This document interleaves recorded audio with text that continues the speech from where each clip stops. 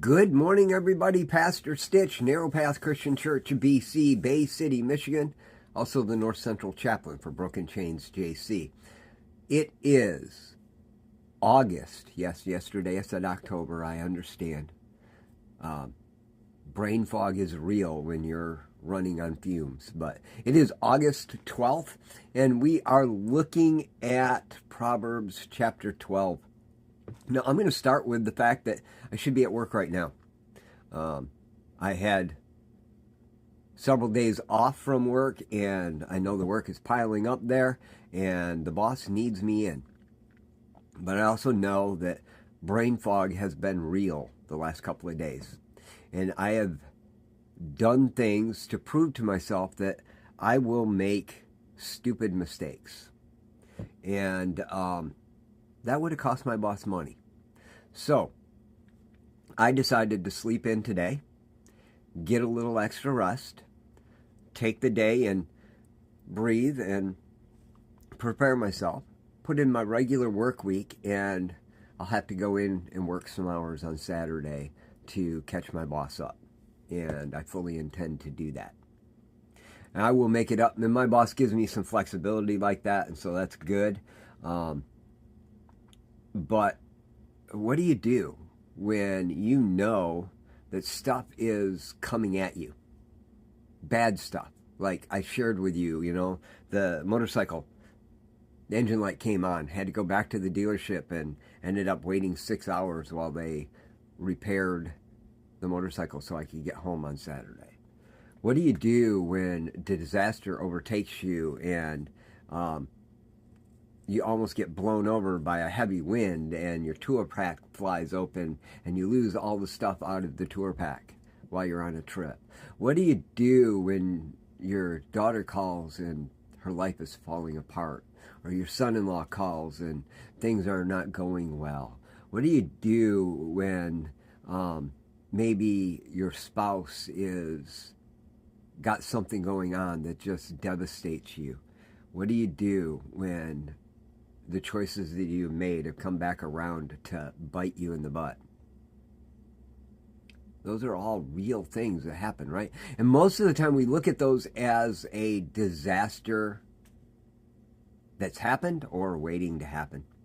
Well, in Proverbs chapter 12, verse 21, in the Holman Christian Standard, it reads this way: "No disaster overcomes the righteous, but the wicked are full of misery," or full of evil. And I've read this verse a bunch of times, and quite honestly, the beginning of the verse where it says no disaster, in the Hebrew, it doesn't technically say no disaster. It says disaster overcomes the righteous. All right, but either way it's written, it's correct. Because it's not about the disaster that we're looking at. It's about the overcoming. And so the disaster comes. The bad thing happens. Everyone experiences bad stuff in their lives. Sorry to say, just because you accept Jesus Christ as Lord doesn't mean bad stuff stops happening.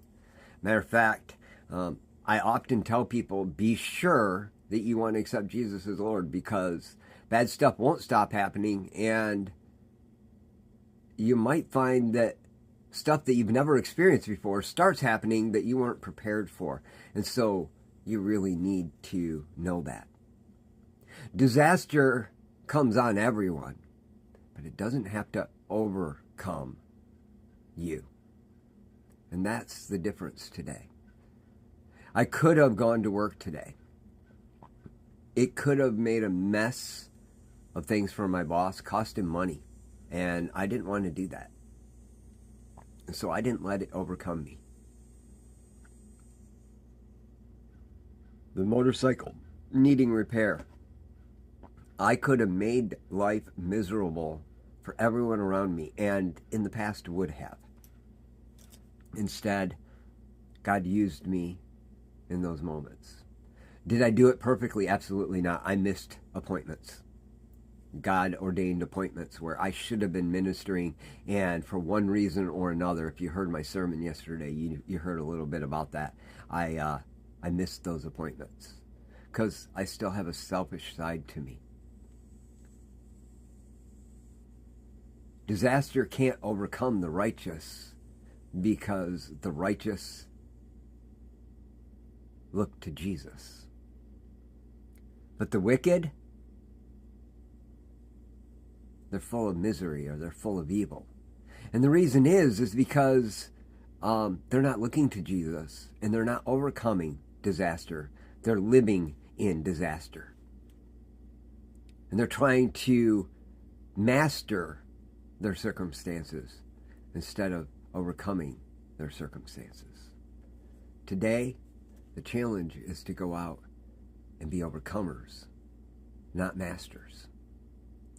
To be servants and overcome the obstacles, not slave owners beating things into submission.